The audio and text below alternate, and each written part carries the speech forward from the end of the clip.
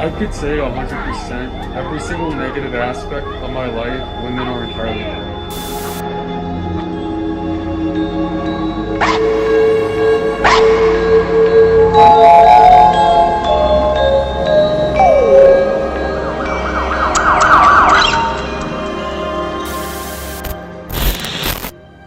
You know, people like to tell me all the time, oh well, you don't get women because you own a lifestyle, you don't get women because you wear a female mask like this, you know, on video, you don't get women because of your attitude, your personality, you know, you're misogynistic.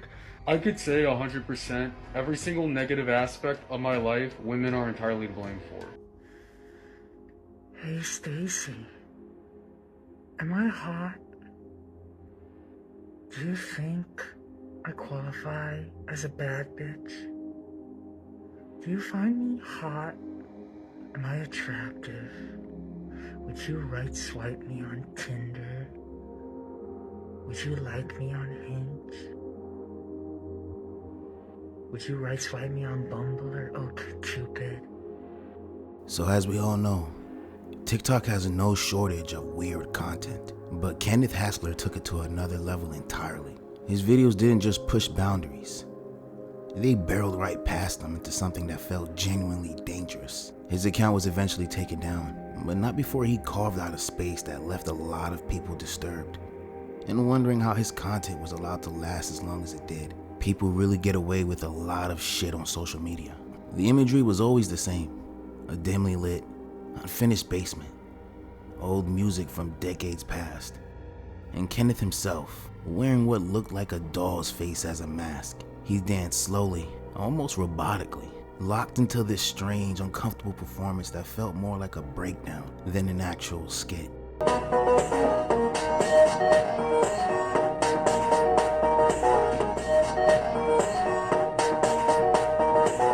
It's no humanness, no context, just a quiet sense of dread that hung over every video.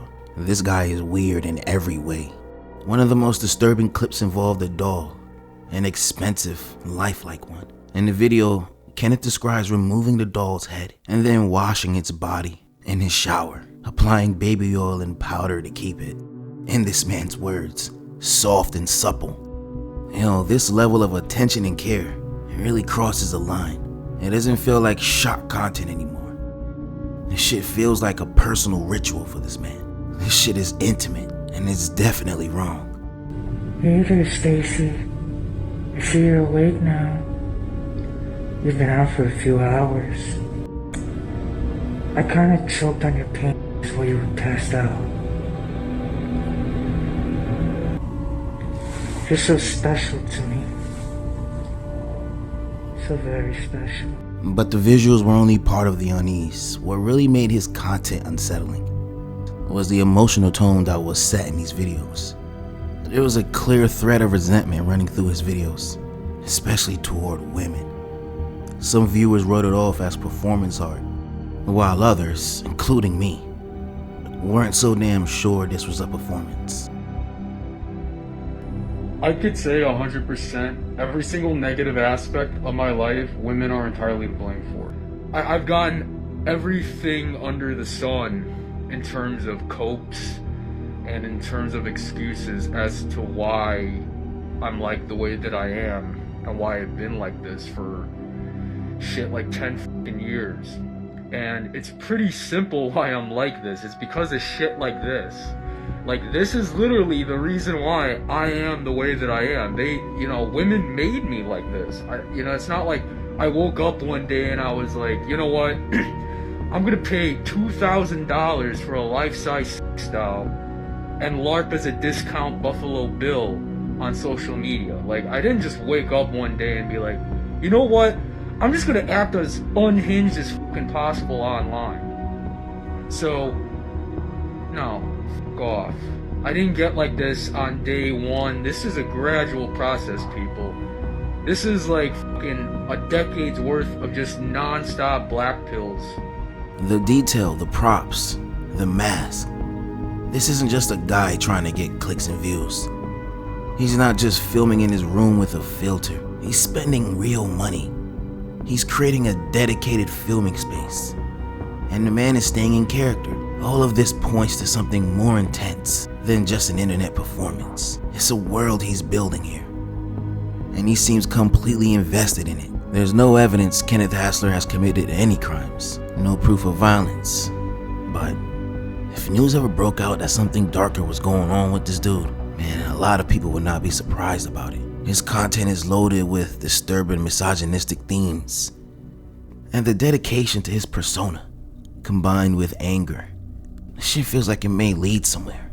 Creating disturbing art doesn't make someone dangerous, but it damn sure could be a clue to what's going on in the guy's head. When it's this consistent, this obsessive, and this emotionally charged, man, it's hard to do anything else but wonder what's going on when the camera isn't rolling.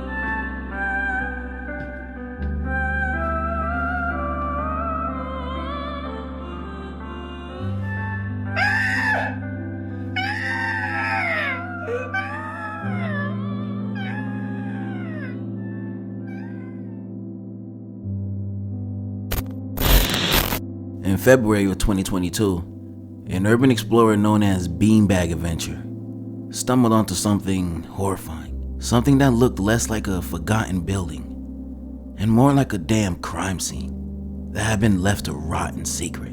兄弟们，防空洞里面那个实验室，一池子小孩，今天我又来看一看，拍上点视频。胆小的勿看啊！接着注意细节。这里头，这有小孩的帽子，池子里边看点细节啊！我去，福尔马林泡过之后，这里边可能渗水呀、咋的，全是水。过期的福尔马林就是水啊！哇！ Beanbag, he wasn't a shock value creator either. His videos on Douyin, which is the Chinese version of TikTok, they usually showed peaceful walks through decaying buildings, collapsed roofs, abandoned rooms and broken windows. The kind of quiet, eerie content that fans of urban exploration love. But what this man found during a routine exploration in rural China will shake viewers to their core. At first, the footage was familiar. Dusty stairwells, peeling paint, and rusted out lab equipment. But everything changed when he found a staircase leading to a tower level. His voice, usually calm and curious, began to turn shaky. The camera movements grew unsteady. The man knew something was wrong before anyone else watching did. 兄弟们想看的地下实验室，心理承受能力强的朋友，随着镜头来。接下来大家所看到，美没的，我去，注意细节，兄弟们，这味儿真的，我都佩服我自己，这个味儿我都能挺住了。 He entered a large basement room with what looked like an empty pool in the middle. And with his breathing growing more erratic, he stated, "I don't know what this is." Then the camera panned down. See, floating in the dark water were multiple bodies, and most of them appearing to be children or infants, bloated, discolored, decomposing. Some of these bodies were clearly in advanced stages of decay. The man gagged and stumbled backwards. The video cut out just before he reportedly got sick off camera, which I completely understand.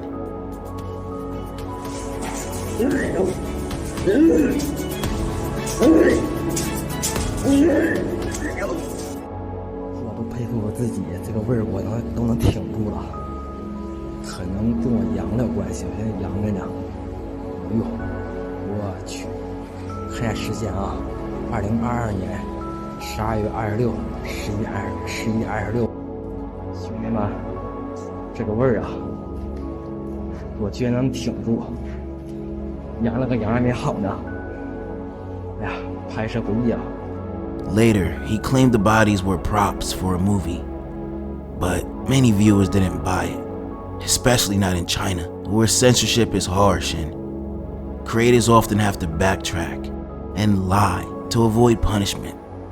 That single line may have been the only way to keep his account from disappearing, and honestly his life. But it didn't stop there. 10 months later, Beanbag went back to the same building, and what he found suggested someone else had been there as well. The pool was partially covered with a tarp, and near it, children's clothing that hadn't been there before, and the bodies still there, but they were now in worse condition, so they damn sure weren't props. The tissue had broken down further, so whatever was happening in that place, time hadn't erased it, it had made it worse.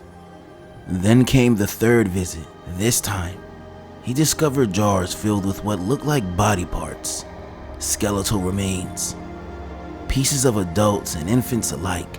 On the higher floors, he filmed bones, masks, and scattered toys, adding to the already overwhelming sense of dread there. Some viewers noticed something even more disturbing. Several bodies appeared to be missing internal organs as well.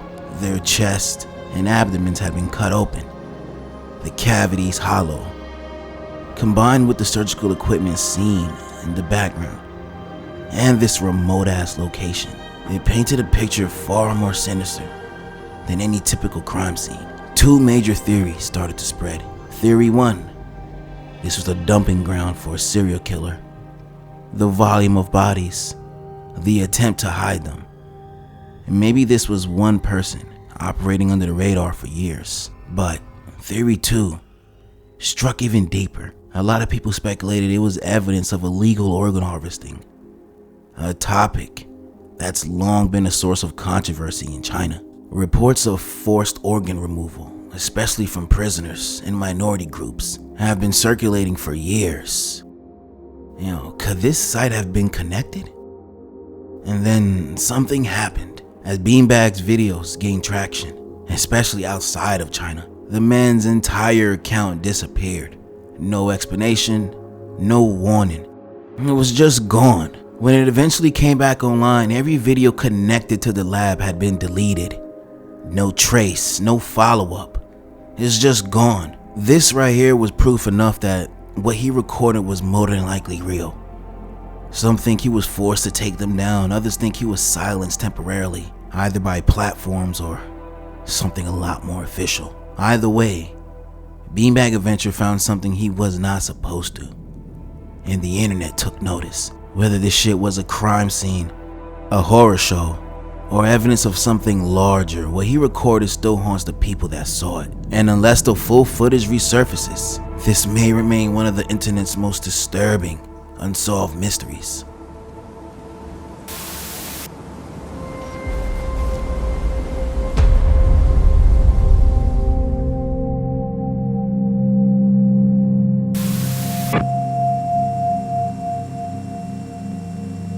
There's a taxi cab to get Elwood's things. There's all...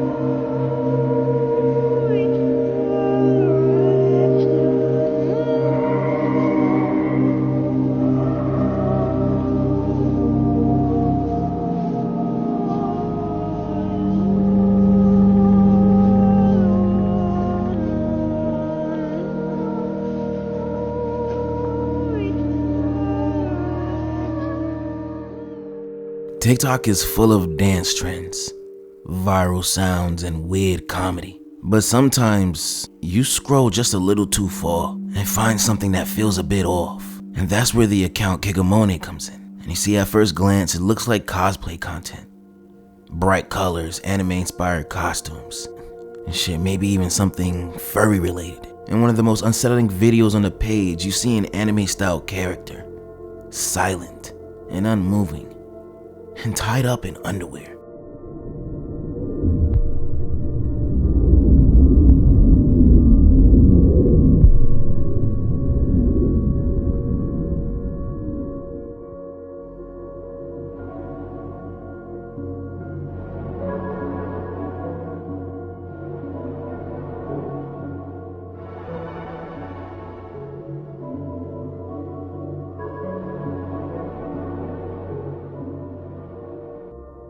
It looks fake at first, maybe a prop or CGI, but as the clip plays out, you realize it's an actual person in it, inside a full body costume, a type of Japanese cosplay where performers wear large, mascot style suits, often to resemble anime characters or animals. Normally, Kigurumi is playful, whimsical, and fun. Well, this isn't. And the atmosphere in these videos is heavy. No talking, no music.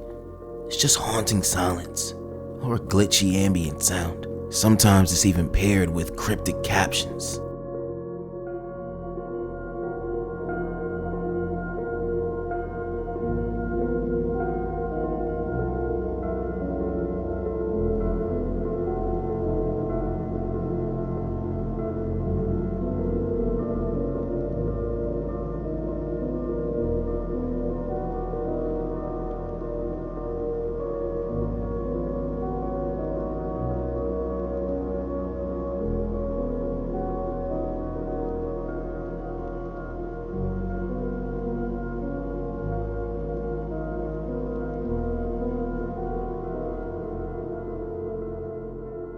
In a few clips, another figure appears, just briefly. They interact with the costume character, touching them or moving something in the frame. It's subtle, but it is enough to raise questions. Some people think the content has fetish undertones, and others speculate it's part of a larger advanced reality game, or ARG, a type of performance art project wrapped in mystery, whatever it is. It makes me uneasy watching it. And what really ramps up the unease is the damn comment section. Viewers leave messages like, "You found the key," or "The creator has returned." There's no clear storyline here, no lore dump at all. But the way people talk about the videos suggests something more is going on beneath the surface. And yet outside this TikTok page, there's no trace of this creator at all. No YouTube, no Twitter. No connected accounts. It's just silence. As you scroll deeper into the account, the mood worsens. The videos get darker, and the captions even more cryptic. One of these posts was even flagged by TikTok for sensitive content. Others include strange, poetic lines like, "Let me remember half the wall I've seen, and heard, and felt below." And it doesn't make sense at first. It honestly still doesn't.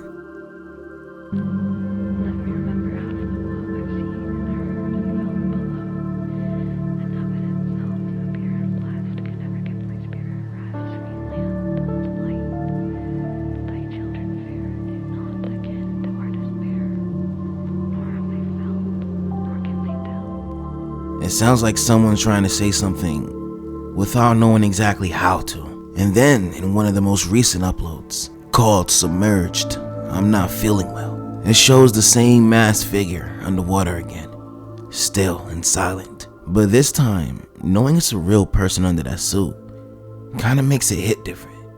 This is no performance here, no story being told. It's just a title that reads like a cry for help. And since that video went up, the creator hasn't responded to any more comments either. No new posts, no new messages. It's just silence. So what is this? An ARG? A dark artistic project? Could this actually be someone being forced to perform this and recorded without their consent? No one knows for sure, but Kigamone's content, shit kinda sticks with you. the visuals, the emptiness, the quiet fear is definitely one of the most quietly disturbing things you'll find on TikTok.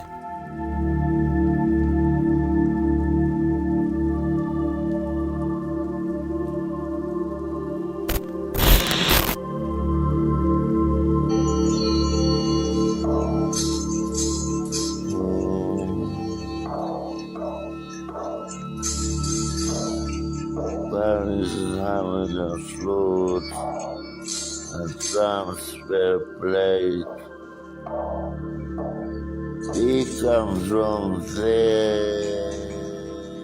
Some TikTok creators post content that's weird, but in a fun way. But then there are accounts like Haru Conan, where the weird crosses into something much more unsettling. His videos are hard to pin down, like they don't follow trends. They're not comedic, and there's no clear artistic message here. Instead, they leave you with a sense of discomfort. And especially the videos where he films people while they're asleep. Most of this man's uploads feels disjointed. He's recording himself from strange, low angles, while doing random things like mumbling, strumming a guitar off beat, or simply sitting in silence. There's no context, no caption. Just a raw, stalking energy. It makes you wonder, is this shit meant to be art? Or are we just watching something we weren't supposed to see, that wasn't supposed to be uploaded online or something?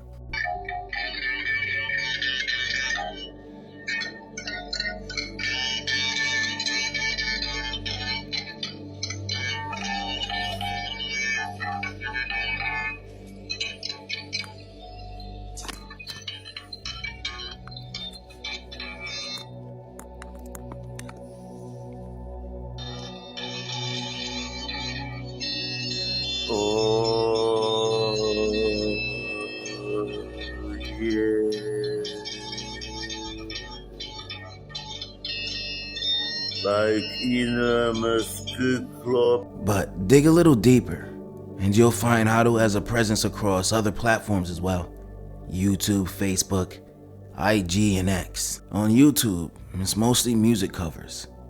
He's clearly a musician of some sort. And some people assume his TikTok might be an extension of that creative side. But that doesn't really explain the videos where he's quietly recording a woman while she's sleeping. It's those clips that stand in complete contrast to everything else he posts. These are the ones that are hard to shake. Some viewers speculate that the woman might be his wife or partner. In a few videos, she opens her eyes and looks directly into the camera, calm and almost indifferent. That suggests she knows she's being filmed. I mean, it seems consensual. Maybe it's just something they're both used to, honestly. But even with that possibility, it still feels invasive to watch these. It's not just the act of filming, it's the entire vibe of it. The low lighting, the awkward angles, the moments where Haru stares into the camera while making strange noises, or plucking at his guitar in a way that feels more jarring than melodic. His video seems very stalkerish, and I don't know what he's trying to achieve here. It's not violent, it's not graphic, but it's undeniably off. There's no obvious signs of harm, no evidence of anything criminal. Now, whether this man is trying to create some kind of obscure artsy project, or just using social media in a way most people wouldn't, one thing is clear: watching his videos feels less like casual browsing and more like stepping into someone's private world. I feel like I'm watching the page of a stalker.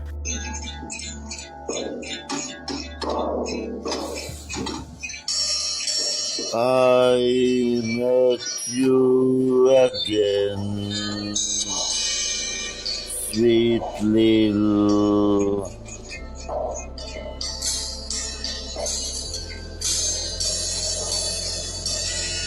I don't make love. You ready the farmlands.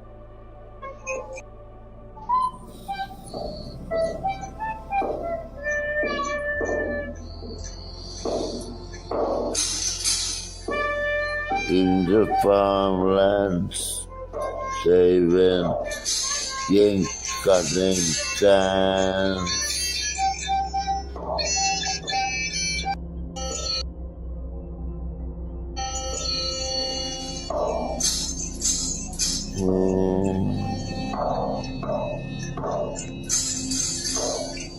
Parents having a flute and some spare plate.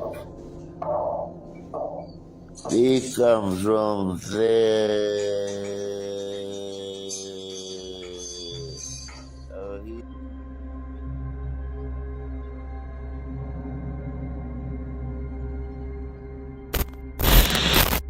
Ребята, всем привет, у меня сейчас жесть история. У нас там сосед, он пьяный, он, короче, стучится на дверь, всю ломает нафиг. Он уже несколько минут здесь стоит, стучится, орёт, матерится. Я просто мне страшно, блин. Он вообще, мне страшно. Alright, so some of the darkest stories tied to social media don't come from creators chasing shock value. They sometimes come from people who never intended to be a part of something disturbing in the first damn place. Felicia Kononchuk was a 9-year-old girl from Chita, Russia. Sweet, cheerful, and full of life, and she was doing what a lot of kids her age do. She made silly TikToks. Her account featured playful videos, nothing unusual, just a kid online having fun. But then, suddenly the upload stopped, and at first it seemed like she had simply lost interest, like many kids do. But what really happened was far more tragic. It would be one of the most heartbreaking events tied to a TikTok account. On February 17th, 2021, Felicia was at home with her 2 brothers, one 4 and the other 14. And their father, Fedor, had stepped out to run errands, and meanwhile, construction workers were inside the apartment doing renovations. It should have been a normal day, but it wasn't. Their next door neighbor, Vasily Donets, was 33 years old and worked at a local DIY store. He had known the family, talked to them, even had a decent relationship with them at one point. But that day, the sound of repairs pushed him over the edge. He had been drinking, he was angry, and something in this man just snapped. He started banging on the family's door, just yelling about the noise. The kids didn't open it, the workers didn't get involved, and Donets, instead of leaving, only grew more enraged. And inside the house, Felicia tried to stay calm. She recorded a TikTok video, just nervously smiling, pretending that everything was okay, but you can tell that it wasn't. Her fear began to show through. The kind of fear a child should never have to carry. She later messaged friends saying that she thought the neighbor had left, the banging had stopped. But what came next was devastating. Now, there are 2 versions of the story that emerged. In one version, Felicia opened the door herself to check if Donets was still there. And the other theory was that her father had just returned, and she had thought the knock was from a friend.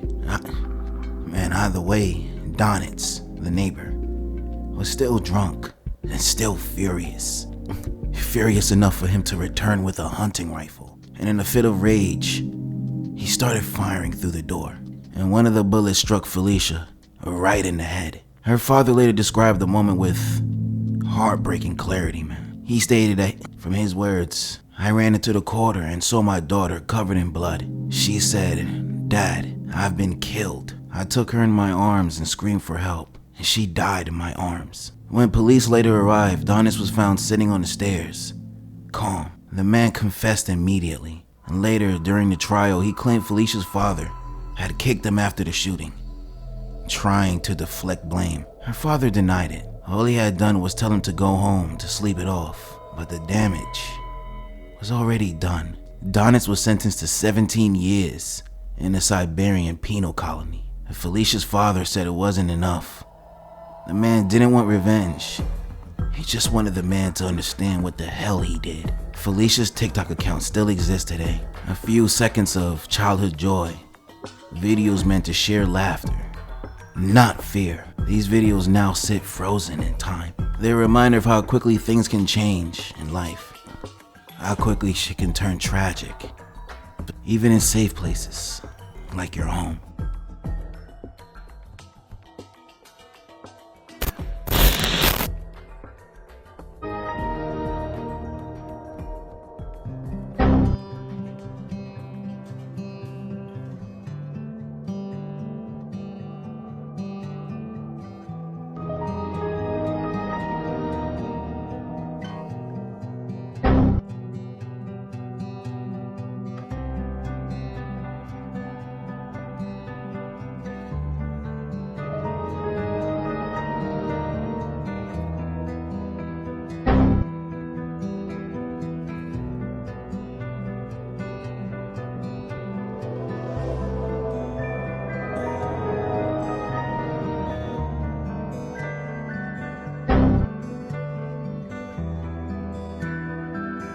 Now, not everything disturbing on social media is obvious at first glance. Some accounts hide behind their interest, but a closer look reveals something a bit more uncomfortable. The TikTok account Tangent249 is a perfect example of what I mean. At first, the content might just seem odd. People often double jointed, bending their arms unnaturally backwards. But once you read the comments, or check out the page description, the real intent of this page becomes harder to ignore.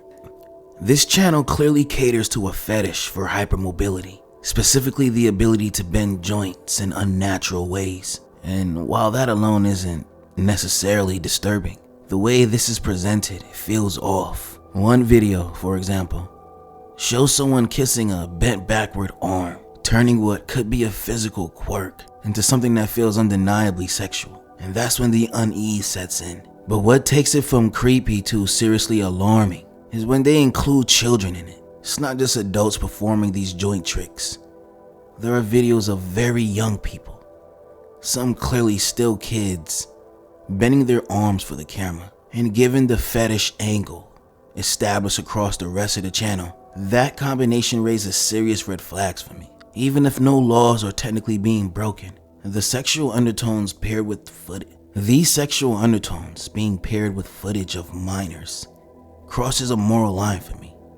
It's not just strange, this shit is predatory. And a lot of viewers have pointed this out, but yet, the video remains live. Many of them have barely any views, suggesting that they haven't gone viral yet, or that they weren't meant to go viral. These videos were likely uploaded for personal gratification, and that's the most disturbing part. This isn't a viral trend, it's not performance art. It's a small, quiet corner of TikTok that looks like it's designed to go unnoticed, slipping under moderation while targeting a specific fetish or niche. Hell, the fact that children are involved, whether intentionally or not, makes it all the more serious to me. This account is a reminder that not all disturbing content is loud or in your face, and sometimes it's quiet, subtle, and hiding in plain sight.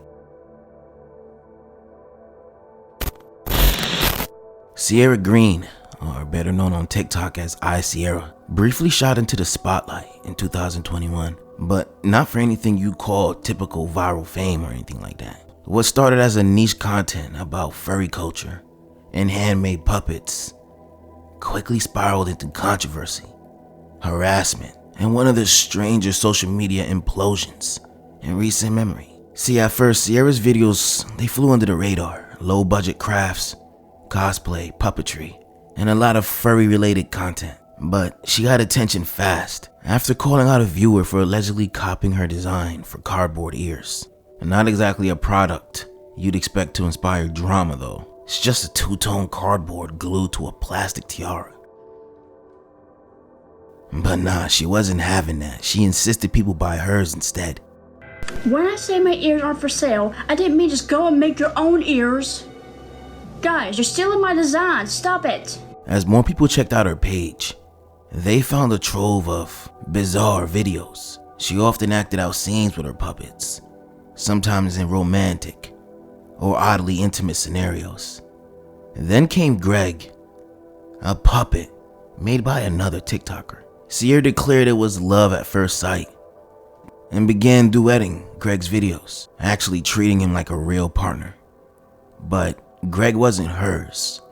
He belonged to a 21-year-old man with learning disabilities, and the situation quickly got uncomfortable. When Sierra's fans began harassing Greg's creator, his sister had to step in publicly to shut it down. Came home from running a few errands, and my brother comes down the steps. I'm shaking right now, and he's like, do you remember the photo I posted on Facebook that I made of the Count from Sesame Street? Now, mind you, we're twins, we're 22, but his brain, just to get people to understand if you're his brain is still at a 5-year-old level. So he still watches Sesame Street, he still watches Barney, he still watches kiddie shows. It's okay, it's okay. So he comes down and shows me a picture, and he told me he's getting 309 comments to be exact, all on the picture. I don't know who the these people are, but if you're gonna hate on someone, hate on me. Hate on me, call me every name in the book, threaten me. But Sierra didn't stop. She had a pattern getting fixated on certain people, and then shifting to something new when things fell apart. I mean, she actually referred to many of these targets as her brothers, a term that got blurred quickly with obsession and emotional attachment. One target was Z Warrior 0982, who tried to keep things friendly until he rejected her after she made homophobic remarks.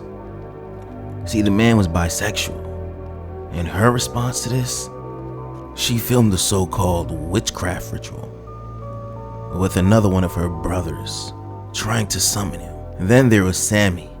He made the mistake of trying to befriend her. For the next 2 years, she harassed the man non-stop until he finally snapped. And like clockwork, Sierra responded with breakup-style TikToks, painting herself as the one hurt before quickly locking on to the next person. And even today, she's still posting, but most of the attention has faded. Her page isn't nearly as active, and she's drifted into relative obscurity on TikTok. But if you were on TikTok during those strange moments in 2021, you might have run across these cardboard tiaras, puppet love triangles, and the drama that came with it. Not just one, but all these channels seem disturbed to me.